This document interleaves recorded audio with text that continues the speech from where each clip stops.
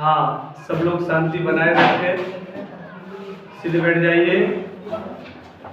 देखिए, तो आज हम आपको सबसे पहले भारत के मानचित्र के बारे में बताएंगे। तो आप इसमें देख रहे होंगे कि ये हमारे सामने भारत का मानचित्र है, इंडिया का, है ना। इसको आप अपने दिमाग में बैठा लें कि हमें कभी जरूरत पड़ती है तो हम इस मानचित्र को बड़ी आसानी से बिना देखे बनाएं। ठीक, बार बार अध्ययन करने से ये निश्चित है कि कोई भी चीज हो अपने आप कार्य करने से सीख जाते हो, बनाने लगते हैं। तो सर्वप्रथम हम देखते हैं कि भारत के मानचित्र में 4 दिशाओं का ज्ञान प्राप्त करेंगे। कितनी दिशाओं का ज्ञान प्राप्त करेंगे? 4 दिशाओं का। हमें 4 दिशाओं का ज्ञान प्राप्त करना है।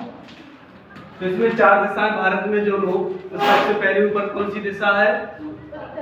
उत्तर। सभी लोग बोलेंगे, जिसको जवाब आ रहा है वो बोलते जाएंगे। कौन सी दिशा है ये? उत्तर दिशा है। धन्यवाद।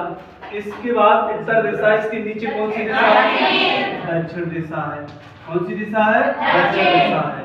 अब इसके बाद हम देखते हैं कि ये कौन सी दिशा है? पूरब। पूर्व दिशा है। कौन सी दिशा है? पूर्व दिशा है। और इसके जस्ट पीछे कौन सी दिशा है? पश्चिम दिशा है। ठीक है, ये चारों दिशाएं हैं। अब इसके साथ साथ हम ये भी जानेंगे कि उत्तर दिशा हम कैसे समझें कि ये उत्तर दिशा है, या उत्तर दिशा में कौन सी ऐसी चीज है, या कौन सी ऐसी प्राकृतिक दृश्य है, या कौन सी ऐसा धार्मिक स्थान है कि जिसे हम जानते हैं कि ये हमारी उत्तर दिशा है। तो हमने पढ़ा है, आप लोगों ने भी पढ़ा है कि उत्तर दिशा में आपका हिमालय पर्वत क्या है? हिमालय पर्वत है। और इसके साथ साथ आपने देखा है कि उत्तर दिशा तरफ हिमालय पर्वत है। और सुना होगा कि चीन, तिब्बत, सुना ना, आदि देश है, आदि देश है। और इसके बाद अब हम चलते हैं पूरब दिशा में। तो पूरब दिशा में भी आपने सुना होगा कि भारत का पड़ोसी देश म्यांमार, बर्मा है, और बंगाल की खाड़ी है। क्या है इधर? बंगाल की खाड़ी है। इस वजह से हम पूर्व दिशा को नहीं भूल सकते हैं, ना उत्तर दिशा को भूल सकते हैं। फिर चलते हैं नीचे की तरफ, तो देखेंगे ये दक्षिण दिशा है। दक्षिण दिशा में क्या है? श्रीलंका है। क्या है ये? श्रीलंका, जो ये भारत का पड़ोसी देश है, श्रीलंका है। और श्रीलंका और भारत के जस्ट बीच में कौन सा महासागर है? हिंद महासागर। कौन सा महासागर है? हिंद महासागर है। ये हिंद महासागर है। इसके बाद ये वाला जो इलाका पानी से भरा हुआ है, ये पूरा का पूरा हिंद महासागर है। इसके बाद अब आप देख रहे हैं कि पूर्व में बंगाल की खाड़ी है। तो आप इधर से लेकर के ये पूरा इलाका जो आपका होगा, ये बंगाल की खाड़ी का होगा। तो एक तरफ पूर्व में बंगाल की खाड़ी है, दक्षिण में आप देख रहे हैं कि हिंद महासागर है। और अब चलते हैं हम पश्चिम में। पश्चिम में क्या है? पश्चिम में इधर से लेकर के ये एरिया पाकिस्तान का है, पाकिस्तान का है, जो हमारे भारत देश का पड़ोसी देश है। पाकिस्तान के ऊपर वाला एरिया है जो ये अफगानिस्तान है। क्या है ये? अफगानिस्तान है। अफगानिस्तान का एरिया है। इसके ऊपर और देखते हैं तो काजाकिस्तान है। इसके बाद हम पश्चिम में हम देखेंगे तो ये वाला जो इलाका है, यहाँ पर पश्चिम में पाकिस्तान है और अरब सागर है। क्या है इधर? अरब सागर है, अरब सागर है। इसलिए हम जान गए कि हमारे भारत देश के 3 तरफ, पूर्व में बंगाल की खाड़ी है, दक्षिण में हिंद महासागर है, और पश्चिम में अरब सागर है, और उत्तर और पूरब में आपका हिमालय पर्वत है। इसलिए भारत देश 3 तरफ से पानी से घिरा हुआ है और एक तरफ हिमालय पर्वत से घिरा हुआ है। ये बात तो दिशाओं की थी। इसके बाद हमने पढ़ा है कि हमारे भारत देश में कितने राज्य हैं? 28। कितने राज्य हैं? बात बनती है कि भारत देश में। कितने राज्य है? 28 राज्य हैं। इनको जानना बहुत जरूरी है। यदि हम 28 राज्यों को नहीं जानेंगे तो भारत के इस क्षेत्रफल में हमें यह पता नहीं चलेगा कि कौन से राज्य का क्षेत्र किस जगह पर है या कौन सा राज्य किस दिशा में स्थित है। जब हम भारत देश को जानेंगे, इसके बाद उसके राज्यों को जानेंगे, तब हम भारत देश के कौन से राज्य में कौन सी चीज है, कहाँ पर कहवा होता, कहाँ पर चाय होती, कहाँ पर आपका तेल संसाधन केंद्र है, कहाँ ऊर्जा संसाधन केंद्र है, कहाँ पर क्या है, कुछ पता चल ही नहीं सकता है। तो 28 राज्य हैं। 28 राज्यों को जानना है, उनकी राजधानियों को भी जानना है। ठीक है, आपको तो आती है ना? 28 राज्य पढ़ाए हमने, नहीं पढ़ाए? पढ़ाए हैं। इसके बाद राजधानियां पढ़ाई कि नहीं पढ़ाई? पढ़ाई है। इसके बाद अगला प्रश्न बनता है कि भारत देश में कितने केंद्र शासित राज्य हैं? कितने केंद्र शासित राज्य हैं? 8। कितने केंद्र शासित राज्य हैं? 8। बार बार बताने पर भी तुम्हें कभी निश्चित जवाब नहीं रहता कितना है। 8 केंद्र शासित राज्य। कितने राज्य हैं? 8 के नाम सुनेंगे आप। सबसे पहले आप देखते हैं कि जो हमारा भारत का सबसे ऊपरी हिस्सा उत्तर दिशा वाला है ना? तो इसमें आप देखेंगे, मेरी तरफ देखिएगा, इधर से लेकर के ये वाला जो इलाका है ऊपर का, ये आपका लद्दाख है, जो हमारे देश के वर्तमान प्रधानमंत्री नरेंद्र मोदी जी ने इस क्षेत्र को केंद्र शासित राज्य में घोषित किया है। तो ये लद्दाख है जिसकी राजधानी लेह है। आप लोग गिनते जाइए या लिखते जाइए। केंद्र शासित राज्य पहला हमने आपको बताया है लद्दाख, जिसकी राजधानी लेह है। ये भारत का सबसे गर्म स्थान है, सबसे ऊंचा स्थान है, जहां पर सबसे ज्यादा अधिक गर्मी रहती है, क्योंकि पहाड़ी इलाका पड़ता है, सबसे ऊंचा इलाका है लेह। यहीं पर करगिल का बॉर्डर है, यहीं पर करगिल का बॉर्डर है, यहीं पर आपके भारत और पाकिस्तान के जो भी युद्ध होते हैं या एक दूसरे पर हमला होता है, तो यही बोला जाता है कि हमारे देश का जवान करगिल की लड़ाई में या करगिल के बॉर्डर में है, या जम्मू कश्मीर भारत के बॉर्डर पर, पाकिस्तान के बॉर्डर पर स्थित है, नौकरी कर रहा है। ठीक है, तो इस प्रकार से जी लद्दाख लेह केंद्र शासित राज्य हुआ। इसके बाद दूसरा केंद्र शासित राज्य आप लोगों ने सुना होगा कि पंजाब और हरियाणा की राजधानी चंडीगढ़ है, क्योंकि हमारा ये वाला हिस्सा है, ये आपका क्या है? ये क्या है? कश्मीर, जिसकी राजधानी श्रीनगर है, जिसकी राजधानी श्रीनगर है। तो दूसरा केंद्र शासित राज्य क्या बन गया है? कश्मीर, जिसकी राजधानी श्रीनगर है। तो एक तो लद्दाख हुआ और दूसरा आपका कश्मीर हुआ। क्या हो गए केंद्र शासित राज्य? 2। इसके बाद अब देखते हैं आप, इसके बाद ये वाला जो इलाका लगा हुआ है, ये आपका हरियाणा है, ये वाला इलाका आपका जो है ये हिमाचल प्रदेश है। इसके बाद पंजाब है। हरियाणा और पंजाब की राजधानी क्या है? चंडीगढ़। तो एक केंद्र शासित राज्य चंडीगढ़ है, जिसकी चंडीगढ़ की राजधानी क्या है? चंडीगढ़ है। तो केंद्र शासित राज्य कितने हुए? 3। चौथा केंद्र शासित राज्य आपने देखा है कि इधर से लगा हुआ हिस्सा हरियाणा से पंजाब का है, हरियाणा से पंजाब का है, और ये आपका उत्तराखंड है। और आपने देखा होगा कि उत्तर प्रदेश, पंजाब, उत्तराखंड के एक बॉर्डर पर दिल्ली है, जो भारत की राजधानी है। तो चौथा केंद्र शासित राज्य क्या हुआ? दिल्ली हुआ। समझ में आया? नंबर 1 लद्दाख, कश्मीर, चंडीगढ़, दिल्ली। केंद्र शासित राज्य क्या है? दिल्ली है। इसके बाद 4 हुए। अब आपने सुना होगा कि ये गुजरात है, ये आपकी कच्छ और खंबत की खाड़ी है, ये दादर नगर हवेली है। तो दादर नगर हवेली और दमन और दीव को एक कर दिया गया है। दमन और दीव को और दादर नगर हवेली को दादर नगर हवेली और दमन और दीव, जिसकी राजधानी है दमन। क्या जिसकी राजधानी दमन। तो केंद्र शासित राज्य कितने हुए? 5। इसके बाद अब चलते हैं कि तमिलनाडु राज्य में आपने सुना होगा पांडिचेरी, सुना है ना? तो पांडिचेरी की राजधानी क्या है? पांडिचेरी। केंद्र शासित राज्य कितने हुए?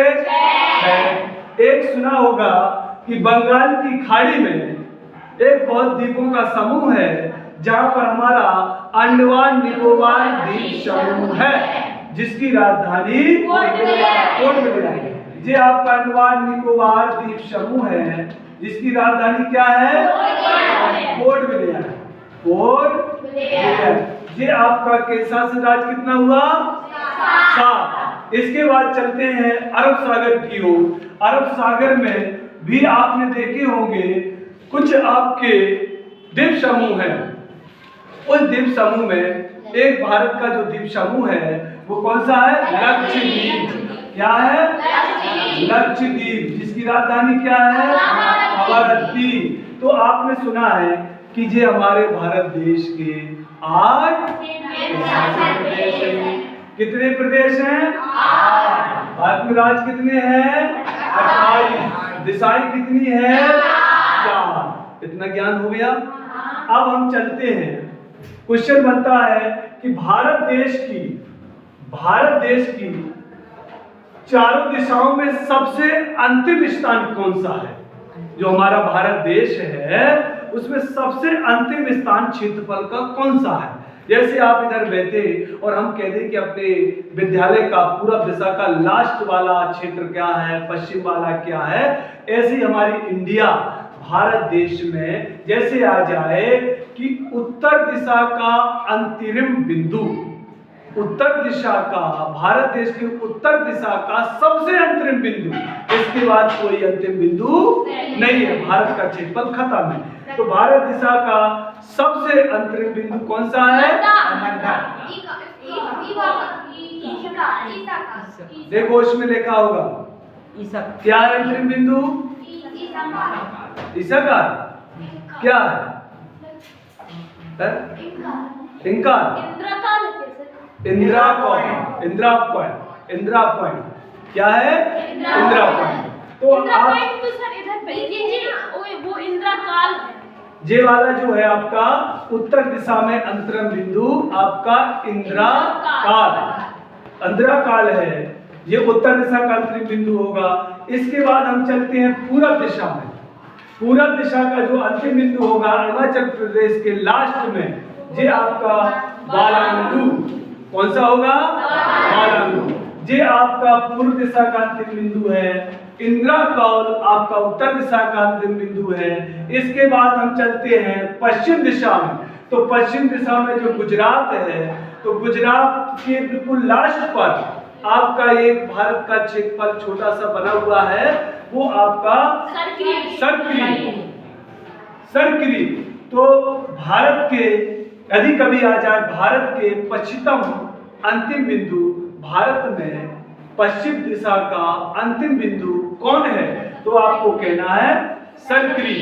क्या है? सरकरी। इसके बाद क्वेश्चन आ जाए कि भारत के दक्षिणतम अंतिम बिंदु दक्षिण दिशा में, तो कौन सा है? इंदिरा पॉइंट। ये कहाँ पड़ता है? अंडमान निकोबार। तो ये भारत का पूरा क्षेत्र है, भारत का पूरा क्षेत्र है। तो भारत की चारों दिशाएं जान गए। इसके बाद चारों दिशाओं में अंतरिम बिंदु कौन सा है, अंतिम बिंदु भी जान गए।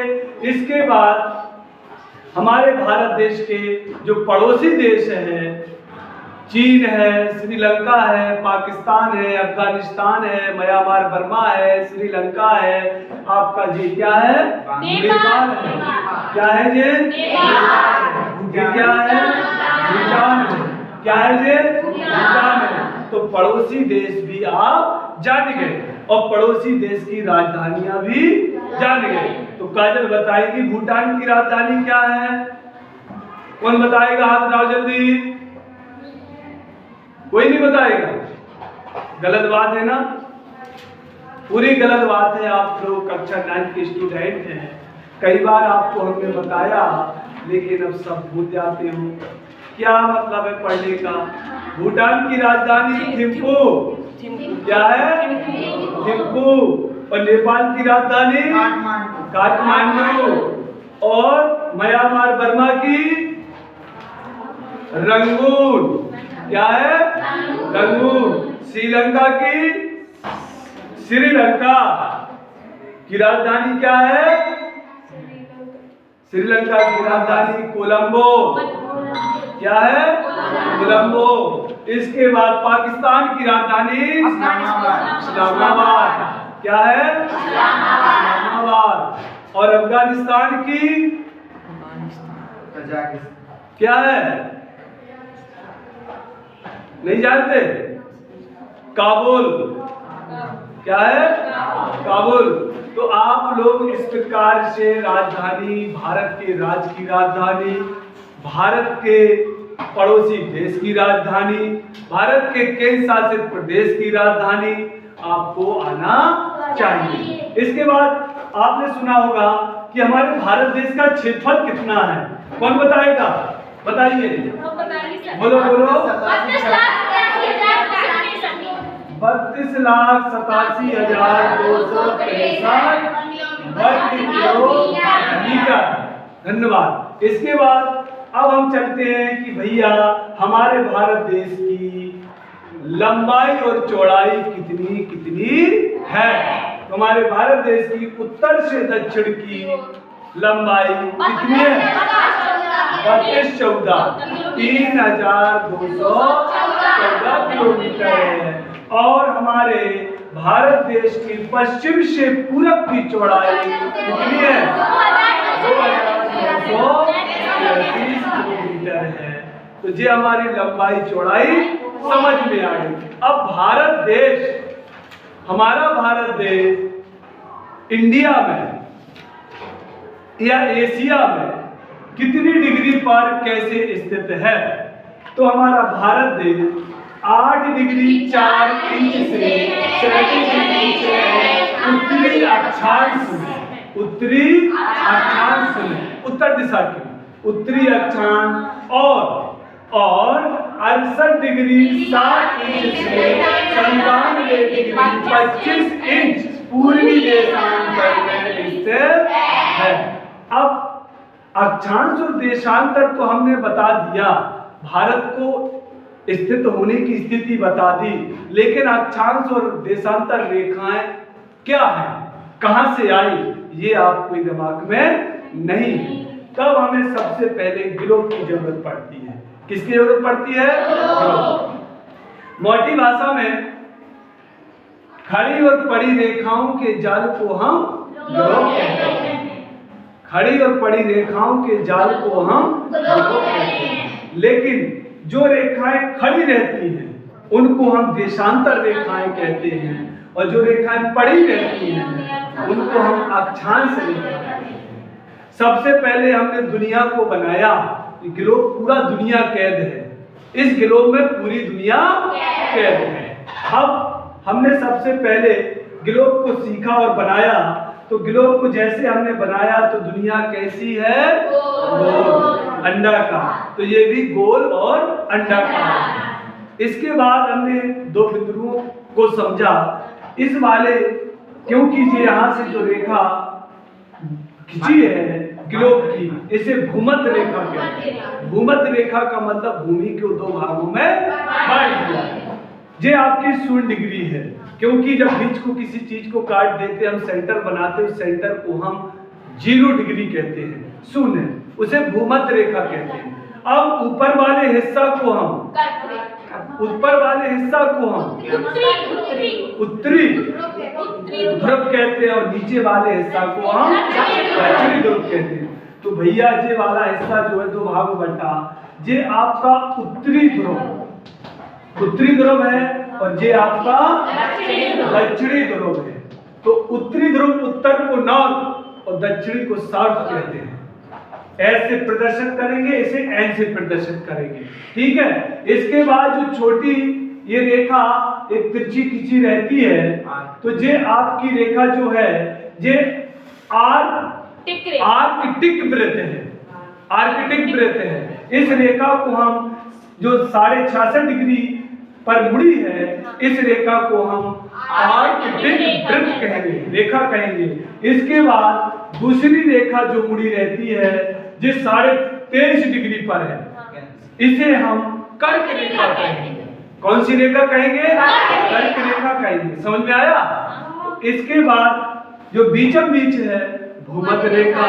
इसके हम नीचे आते हैं, वही चीज फिर आ गई कि जो ये मुड़ी हुई है ध्रुव के पास से 66.5 डिग्री, तो इस रेखा को हम क्या कहेंगे? अंटार्क वृत्त या अंटार्क रेखा कहेंगे। इसके बाद फिर रेखा मुड़ी रहती है 23.5 डिग्री पर, उसे हम मकर रेखा कहेंगे। मैंने एक दिन बताया था कि 3 रेखाएं इस पृथ्वी पर हैं, कर्क रेखा, भूमध्य रेखा, मकर रेखा। कर्क रेखा उत्तरी ध्रुव क्षेत्र से गुजरती है, मकर रेखा दक्षिणी ध्रुव क्षेत्र से गुजरती है। बीचम बीच जो रेखा है वो भूमध्य रेखा होती है, और जो इस प्रकार से 90 डिग्री उत्तर और दक्षिण में बीचम बीच खिंची हुई है, या यामोत्तर रेखा होती है। कौन सी रेखा होती है? यामोत्तर रेखा होती है। इस प्रकार से ग्लोब को बनाया जाता है। अब हमारे ग्लोब में, हमारी दुनिया में, हमारे पृथ्वी में कितने महाद्वीप हैं? कितने महाद्वीप हैं? 7 महाद्वीप हैं। महाद्वीप कितने हैं बेटा? 7 महाद्वीप। कौन कौन से? एशिया महाद्वीप, यूरोप महाद्वीप, उत्तरी अमेरिका, दक्षिणी अमेरिका, ऑस्ट्रेलिया। तो सुनिए, अब हमारे इसमें 7 महाद्वीप हैं। तो आपने सुना होगा कि हमारा भारत देश एशिया महाद्वीप के उत्तरी गोलार्ध में स्थित है, पढ़ाया होगा हमने भूगोल में। तो इसी प्रकार से जो रेखा खींची हुई है भूभाग, इसके ऊपर वाला इलाका उत्तरी ध्रुव का होगा। तो भैया इधर अपना एशिया महाद्वीप है। एशिया महाद्वीप से लगा हुआ आपका यूरोप महाद्वीप है, और यूरोप महाद्वीप से लगा हुआ अफ्रीका महाद्वीप है। ठीक। इसके बाद उत्तरी दिशा की ओर उत्तरी ध्रुव में आपका उत्तरी अमेरिका महाद्वीप है, और दक्षिण की ओर दक्षिणी अमेरिका महाद्वीप है। इसके बाद अब आप देख रहे हैं कि दक्षिण दिशा की तरफ ये वाला इलाका ऑस्ट्रेलिया महाद्वीप का है। कितने महाद्वीप हो गए? 7। इसके बाद अब कौन कौन से बचे? कितने महाद्वीप हो गए? 7। कौन कौन? एशिया, यूरोप, अफ्रीका, उत्तरी अमेरिका, दक्षिणी अमेरिका, ऑस्ट्रेलिया। अब कौन रह गया? अंटार्कटिका। अब आपके यूरोप और एशिया के ऊपर वाला हिस्सा, ये वाला अंटार्कटिका महाद्वीप का है। इस महाद्वीप में मानव जीवन नहीं है। इस महाद्वीप में मानव जीवन नहीं है। ये संसार के 6 महाद्वीपों में, विश्व के 6 महाद्वीपों में मानव जीवन स्थित है, और जहां पर आपके लगभग 205 देश हैं। इस प्रकार से एशिया महाद्वीप में आपका उत्तरी गोलार्ध के एशिया महाद्वीप में हमारा भारत देश यहाँ पर स्थित है। और कहाँ स्थित है? जहां से कर्क रेखा गुजरती है। इस प्रकार से हमारे भारत देश को कर्क रेखा यहाँ से गुजर करके 8 राज्यों में से मिलती हुई जाती है ना? यही गुजरात से निकल के पश्चिम बंगाल से होते हुए कर्क रेखा आपकी निकलती है, जो भारत के 8 राज्यों को स्पर्श करती है। इसलिए हमारा ये साबित हो गया कि ग्लोब में, संसार में, उत्तरी गोलार्ध में, एशिया महाद्वीप में हमारा भारत देश स्थित है। हमारा भारत देश स्थित है। अब बात आती है महासागर। तो संसार में कितने महासागर हैं? 5 महासागर हैं। कितने महासागर हैं? 5। कौन कौन से? प्रशांत महासागर, हिंद महासागर, अंटार्कटिका महासागर, उत्तरी ध्रुव महासागर और दक्षिणी ध्रुव प्रशांत महासागर, हिंद महासागर, अटलांटिक महासागर और उत्तरी ध्रुव महासागर। ठीक है ना? 5 महासागर है। इसलिए कहा जाता है कि पृथ्वी के 3/4 हिस्से पर जल ही जल है। जल ही जल है। तो 5 महासागर समझ में आ गए होंगे। आ गए बेटा? अच्छा, तो सभी लोगों को महासागर मालूम चल गए, महाद्वीप मालूम चल गए, भारत के राज्य राजधानी केंद्र शासित प्रदेश मालूम चल गए। अब हम आपको ये बताना चाहेंगे कि इस मानचित्र के अनुसार हमें यदि अपने भारत के राज्य की राजधानियां या हमें अपने मानचित्र को समझने के लिए कोई दिक्कत हो तो आप बताइए। क्या समझ में नहीं आया? बोलो। सब आ गया? सब कुछ कंप्लीट? तो आप लोगों को इस प्रकार से बढ़िया भारत के मानचित्र को समझ लेना। एक बात और हम पूछ रहे हैं कि जैसे अब बात आती है आपकी उत्तर प्रदेश की, तो कभी भी आप मानचित्र पढ़ते हैं और ये आपका बांग्लादेश है जो भारत का पड़ोसी देश है जिसकी राजधानी ढाका है। क्या है? ढाका है। अब हम आपसे ये पूछते हैं कि जब आप राज्यों में जाएंगे तो जैसे आपके प्रमुख राज्य रहा है कौन सा? पंजाब रहा, हरियाणा रहा, यहाँ पर कुरुक्षेत्र का मैदान भी है जहाँ पर कौरव और पांडवों का युद्ध हुआ था। कभी कभी आ जाता है कुरुक्षेत्र का मैदान। ठीक, इसके बाद आ जाता है कि आपका स्वर्ण मंदिर कहाँ पर है? अमृतसर में, है ना, पंजाब में। या असेंबली पर बम फेंका था, है ना, सुना था ना? तो ये सब कहाँ हुआ था? पंजाब की घटना है। तो आप लोगों को ये राज्य बहुत इंपॉर्टेंट है। इस प्रकार से जैसे आ जाता है गुजरात, तो हमारे महात्मा गांधी जी ने देश को आजाद कराने के लिए गुजरात में रहते हुए बहुत से आंदोलन चलाए, और गुजरात भी आपका बहुत अच्छा प्रसिद्ध राज्य है। ठीक है ना? तो इनको हमें समझना बहुत जरूरी रहता है। इस समय देश के जो वर्तमान प्रधानमंत्री श्री नरेंद्र मोदी जी हैं, या इनका पूरा नाम क्या है? श्री नरेंद्र दामोदर दास मोदी। ये गुजरात से ही बिलोंग करते हैं। अपने उत्तर प्रदेश की जो राज्यपाल आनंदीबेन पटेल है वो भी गुजरात से ही हैं। गुजरात अच्छा इलाका है, यहाँ पर सूती कपड़े बनाने वाली मिलें हैं और भी बहुत ऐसी चीजें हैं। तो आपको गुजरात अच्छे से जानना पड़ता है। जैसे आपका मध्य प्रदेश आ जाता है तो विंध्याचल सतपुड़ा की जो पहाड़ियां हैं आपके मध्य प्रदेश में है। मध्य प्रदेश में खजुराहो के बहुत अच्छे अच्छे मंदिर हैं। ग्वालियर भी सिंधु राज्य से प्रसिद्ध रहा, सिंधियों का जो इलाका रहा, है ना?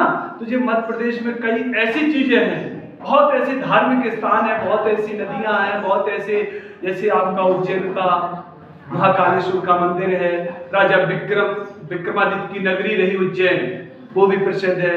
वो और मध्य प्रदेश की राजधानी भोपाल राजा भोज की नगरी रही। इस प्रकार से बिरसा भी है भोपाल में, मध्य प्रदेश में। बहुत ऐसे राज्य हैं, बहुत हमें सीख मिलती है, जानकारियां मिलती हैं। तो यदि हम राज्यों को जान जाएंगे ना तो निश्चित ही मान लीजिए कि आपको पूरे जीके जनरल नॉलेज और आपका पूरा भारत का मानचित्र समझ में अच्छे से आ जाएगा। जब राज्य जान जाएंगे तो राज्य में हम देखेंगे भारत में कितनी प्रकार की वनस्पति है, तो वनस्पतियां कहाँ पाई जाती है, किस राज्य में है। हम पूछेंगे चाय की खेती सबसे अधिक कहाँ होती है, अब मालूम होगा तभी तो बताओगे। तो चाय की खेती सबसे ज्यादा कहाँ होती है? असम में। बाघ सबसे ज्यादा असम में पड़ते हैं। ये असम का इलाका है। इसका इलाका है जी, असम का इलाका है। यहाँ से ये वाला जो इलाका चलता है इधर से लेकर के इस प्रकार का जो आपका अरुणाचल प्रदेश है, इसकी राजधानी ईटानगर है। यहाँ पर बहुत दुर्गम पहाड़ियां हैं।